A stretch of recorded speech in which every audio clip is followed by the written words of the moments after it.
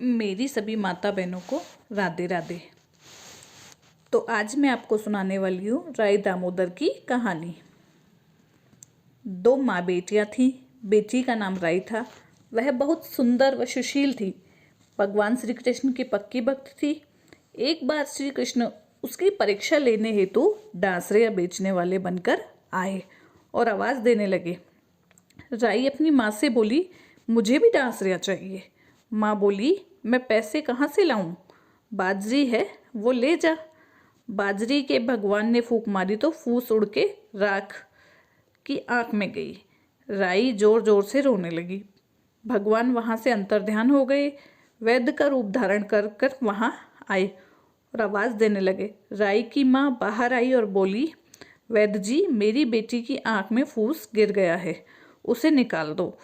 भगवान बोले, अगर मैं फूस निकालूं तो उसका विवाह मेरे साथ करना पड़ेगा।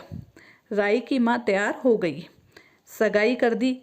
कार्तिक शुक्ला 11 के दिन विवाह निश्चित किया। माँ सोचने लगी, बेटी को क्या दूंगी। सोनी की दुकान पर जाकर बोली, मेरी राई के लिए लौंग व बिछिया गढ़ दे। सुनार बोला, मुझे समय नहीं है, मैं तो कृष्ण भगवान के गहने गढ़ रहा हूँ। हलवाई व बनिया वो वहाँ भी गई, उसको यही जवाब मिला। माँ तो घर आ गई, अब क्या करें। वो घर आई, झोंपड़ी महल में बदल गई। आनंद हो गया। ठाठ से विवाह की तैयारियां होने लगी। भगवान बारात लाए। माँ ने खूब ठाठ से राई का विवाह भगवान श्री कृष्ण के साथ कर दिया। भगवान राई को लेके द्वारिका गए तो राई के महल में ही रहने लगी। दूसरी रानियां चिढ़ने लगी।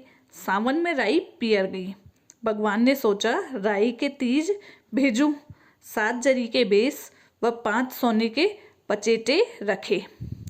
2 हंसों को बुलाया व बोले, सीधे राई के पीहर जाना, कहीं मत रुकना। राधा रुक्मण को पता चला तो उन्होंने हंसों को अपने महल में बुला के कहा, थोड़े मोती चुग लो। हंस आ गए, मोती चुगने लगे। राधा रुक्मण ने सारा सामान निकाल उसके फटे पुराने कपड़े और 5 कांटे बांध दिए। पोटली हंसों को दे दी। हंस सामान लेके राई के पास गए। राई खुशी से नाचने लगी। जैसे ही पोट खोली, 5 उंगलियों में 5 कांटे चुभ गए। राई दुखी हुई।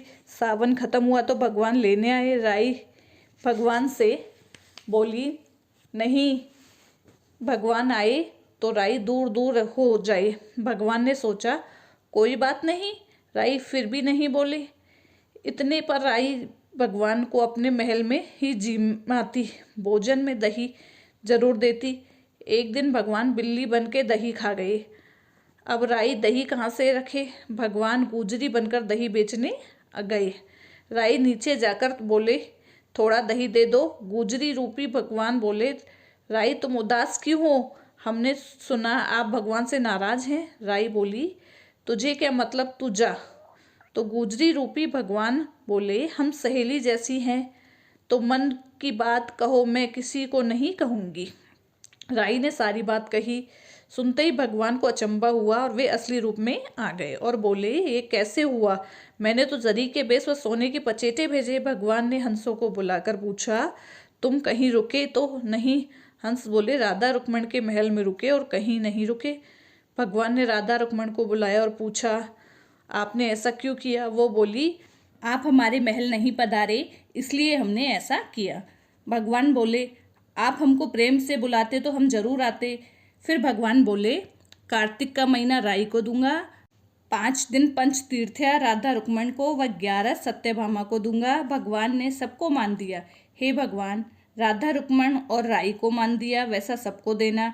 घटती को पूरी कर जो, पूरी का प्राण छोड़ जो, भूल चूक माफ कर जो। ऐसे भगवान ने सबकी मनोकामना पूरी की। राधे राधे।